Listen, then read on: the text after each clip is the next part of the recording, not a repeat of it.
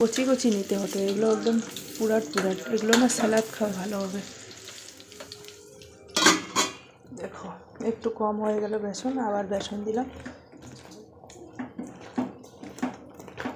গরম গরম পকোড়ি খাওয়া যাক।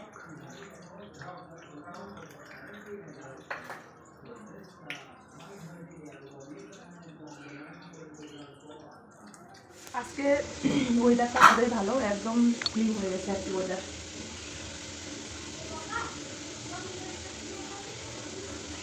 আজকে ওয়েদার পুরো ক্লিন। গুড মর্নিং সবাইকে, কেমন আছে তোমরা সবাই? আশা করছি তোমরা সবাই ভালো আছো, সুস্থ আছো। আমরা আছি মোটামুটি বেশ ভালো। জল গরম বসিয়ে দিব, এখন বাজে 9:30। তো ঘুম থেকে উঠেছি 8টার সময়, এত শুয়েছিলাম। আজকে সানডে যেহেতু স্কুল নেই ওই জন্য, তো জল বসিয়ে দিয়েছি। এখন গরম জল খাবো, ওই জল বসিয়ে দিব, স্নান করবো, তারপরে জলটা ধরে নিয়ে দিব। তো চলো, আজকের ভিডিওটা খুব ইন্টারেস্টিং হতে চলছে, তোমরা পুরো ভিডিওটা দেখো, সাথে থেকো, আর চলো দেখতে থাকো। সকালবেলা উঠে আমি সব থেকে প্রথম গরম জল খাই। জলটা হয়ে গেছে তো বসিয়ে দাও না, ফুল হয়ে গেছে, জলটা বসিয়ে দাও, আমি জল স্নান করবো। সবার প্রথম গরম জল আমি খাই, আমি খাই না গুনগুনে গরম জল। আগে এখানে রাখবো, এখানে জলটা নিচে বলা শোনের মতন বসে, তারপরে তুমি যাও স্টপ নীলাক্ষী যাও, নাহলে দিলে রেডি হয়ে যাও। দুদিন ধরে আমাদের এখানে আকাশটা এতটা পরিমাণে খারাপ, কি বলবো, একদম সূর্যের কোনো মুখেই দেখা যায় না, কুয়াশায় পুরো ভরা। তো আজকের দিনটা একদম দেখলাম কুয়াশা নেই। এখন বাজে সকাল ওই 9:30 10টার মতন। আমরা ঘুম থেকে উঠেছি আর 8:30, তার মধ্যে বিছানায় একটু ছিলাম, তারপরে উঠলাম। এত ঠান্ডায় কি করব, এমনিতেই আজকে রবিবার, কোনো স্কুল নেই, অফিস নেই, ছুটির দিন। তো ওই জন্য ভাবছি একটু রেস্ট করি। যেদিন আমার সোমবার চলে আসে না, সেদিন আমার এতটাই টেনশন বেড়ে যায়, কি বলবো। এই দুটো বাচ্চাকে ঘুম থেকে উঠানো, আবার সব থেকে খাবার বানানো, ওদের লাঞ্চ বক্স রেডি করানো, মানে খুব কষ্টের বিষয়। সকাল এখানে 7টার মধ্যে সব কিছু রেডি করে ওদেরকে বাসে তুলে দিতে হয়। আর ছোটো মেয়েকে স্কুলে এখানে পাশেই ক্যাম্পের ভিতরে, সেটা ওকে রেখে দিয়ে আসতে হয়। তো খুবই আর কি কষ্টকর বিষয় আর কি আমার সোমবার থেকে। তো যেদিন শনিবার রবিবার পরে একটুখানি আরাম মেলে, ওই জন্য একটু দেরি করে ঘুম থেকে উঠি। তো দেরি করে ঘুম থেকে উঠে দেখো কাজবাজগুলো এখন করতে লেগে গেলাম। এখন ঘর মুছতে লেগে গেলাম। আর আমার বড় মেয়েকে স্নান করিয়ে দিয়েছি, 10টার মতন বাজে, ও এখন ঠাকুর পুজো করবে। ওই জন্য ওকে আগে স্নান করিয়ে দিলাম, আর গরম জলে, একদম ঠান্ডা জলে তো এখানে কোনো স্নান করার কোনো নামই নেই। আমি তো তবু ঠান্ডা জলে হাত দিয়ে এগুলো কাজ করি, যেমন বাসন ধোয়া, এগুলো সবসময় যদি গরম জল ইউজ করি তাহলে এখানে চলবে বলো তো? ওই দেখো রডে করে ওখানে জল বসিয়ে দেওয়া হয়ে গেছে, বালতিতে করে। বালতি জলের মধ্যে ওই যে রডটা বসিয়ে দিই আর কি কারেন্টের। তো ওখানে গরম জল হয়ে যায়, মানে এক বালতি হয়ে গেল, ও নিয়ে গেল, আবার এক বালতি বসিয়ে দিয়েছি, মানে এরকম করে সকালবেলাটা খুব আর কি চাপ পড়ে যায়। তো ওই জন্য ভাবছি যে একবারে ওকে স্নান করিয়ে দিই, তারপরে আমরা পরে আমি কাজবাজ কমপ্লিট করে করব। তো দেখো আমার ঘর মোছা হয়ে গেল, এখন আমার স্নান করাও হয়ে গেল কমপ্লিট। আর এই কাপড়গুলো এতক্ষণ ধরে ধুলাম, খুব একদম ঠান্ডা লেগে গেছে অনেকক্ষণ ধরে। কাপড় দেখো, অনেক কটা কাপড়, স্কুল ড্রেস, আমাদের ডেইলি ইউজ করা যেগুলো কাপড়, সেগুলো কাপড় ধুতে ধুতে এতটাই ঠান্ডা লেগে গেছে, মাথায় আবার শ্যাম্পু করেছি ওই জন্য। আর মাথায় এতটাই খুশকি হয়ে গেছে, কি বলবো। এর আগের দিন হয়তো তোমাদেরকে বলেছি যে এতটা পরিমাণ খুশকি হয়, মানে কি বলবো, আর বলার মতন কোনো কিছু নেই। তোমাদের মাথাও কি হয় এখন ঠান্ডার সিজনে? তো দেখো এখন কাপড়গুলো রোদ্রে দিয়ে দেবো। এমনিতেই আগের কাপড়গুলো রয়ে গেছে, সেগুলো কাপড়ও এখনও শুকায়নি।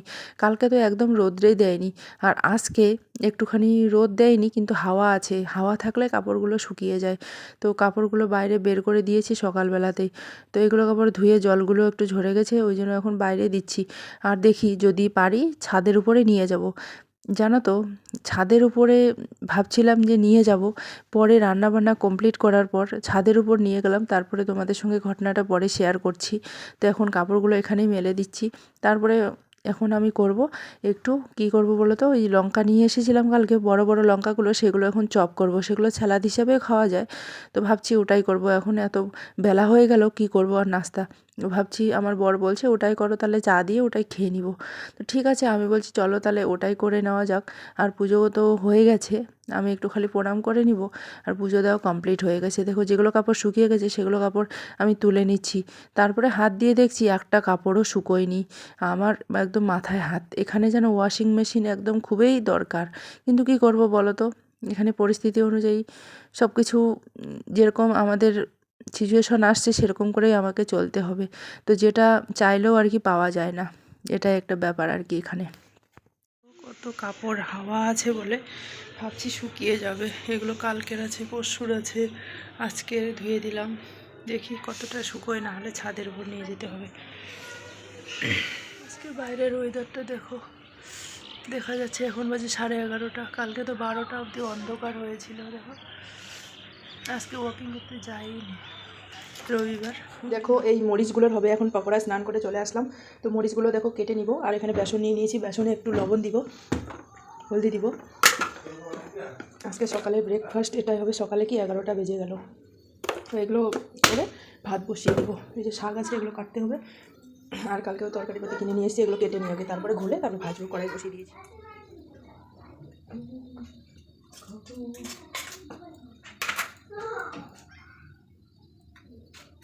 এগুলো প্রেশার কুকারে সিদ্ধ করে নিলে ভালো হতো, বড় অনেক টাইম নেই। এখানে একটু সোডা দিয়ে দিব, এরকম করে কাটতে হয়, এরকম, তাহলে ভিতরে ভালো করে ভাজা হয়ে যায়। আরও কাটা যাবে মনে হয় 4 পিস করে। এগুলোর পকোড়া খাওয়াটাই বেশ লাগে।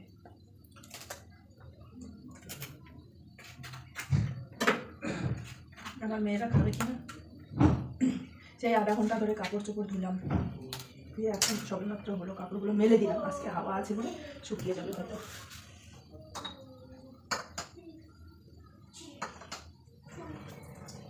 বেসনগুলো গুলিয়ে নিই। দেখো একটু কম হয়ে গেল বেসন, আবার বেসন দিলাম। হলদি দিব না, এগুলো আমাকে অত ভালো লাগে না।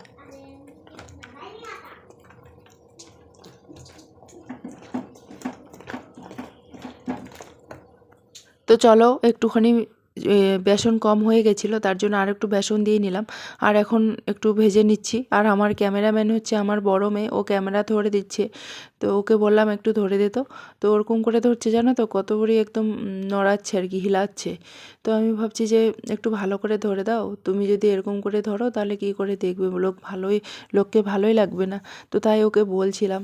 আর তারপরে দেখো এখন ভাজা করে নিচ্ছি। গরম গরম পকোড়া ঠান্ডার দিনে খুব কিন্তু মজা লাগে খেতে, তাই না বলো? তোমরাও এরকম করে বাড়িতে নিয়ে এসে ভাজা করে খাবে, খেতে একদম দারুণ লাগে। ও একদম কত করে হিলাচ্ছে, যে কোনো ভিডিও হিলালে ভালো করে দেখা ভালো লাগে না আমার, জানো তো। आप लोग जो वीडियो देखते हो हिलाते हैं क्या? नहीं हिलाते हैं ना। आराम से दूर हटो, फिर आराम से कुछ तो वैल्यू ही नहीं है इसका। দেখো তেলটা গরম হয়ে গেছিলো, তখন দিয়েছিলাম। এখন হচ্ছে, ঢেকে দিলে মনে হয় ভালো করে সিদ্ধটা হতো।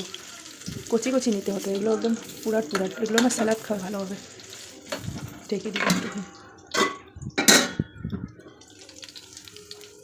গরম গরম পকোড়ি কে খাবে? গরম গরম পকোড়ি, ঠান্ডার দিনে গরম গরম মরিচের চপ খেতে যা হয় না। মরিচের চপ কে কে খাবে তোমরা কমেন্ট করো। গরম গরম মরিচের চপ কেমন হয়েছে জানিয়ে দিবে। মরিচের চপ দেখো সিদ্ধ হয়ে গেছে। দেখো হয়ে গেল পকোড়ি। ঠান্ডার দিন একদম ডাইরেক্ট হাত দিয়ে নামিয়ে নিচ্ছি, গরম লাগে না। এটা বেশি পড়ে গেছে।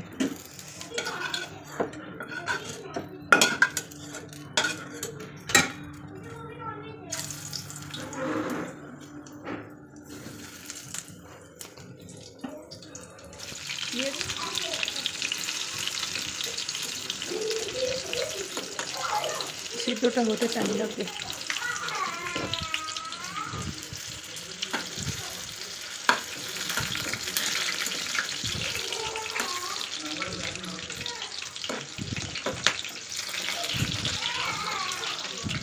देखो फिर भी इसको चलो गरम गरम पकौड़ी खावा जाक।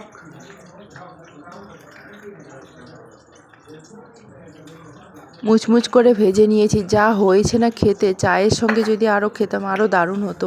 একদম খেতে খুব সুন্দর হয়েছে। ঠান্ডার দিনে এই গরম গরম পকোড়া খাওয়া কার না ভালো লাগে, তাই না বলো? এদিকে লোকসান, কিন্তু কি করব, খেতে তো